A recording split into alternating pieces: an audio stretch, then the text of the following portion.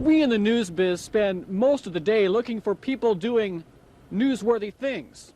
Well, the fact is, on a weekend, after a snowstorm, when the wind chill's 60 below zero, well, people just don't do newsworthy things. So we were wondering, what do people do? Some look for better ways to get around in this weather. I wanted to test drive a 4x4 and see how good it did in the snow.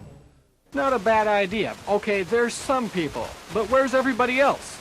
At the ice cream store? How's business been so far today? Slow, very slow. Slower than the average Sunday then? Oh yeah, yeah. People aren't going out to buy Sundays on this Sunday. Not today, not this Sunday.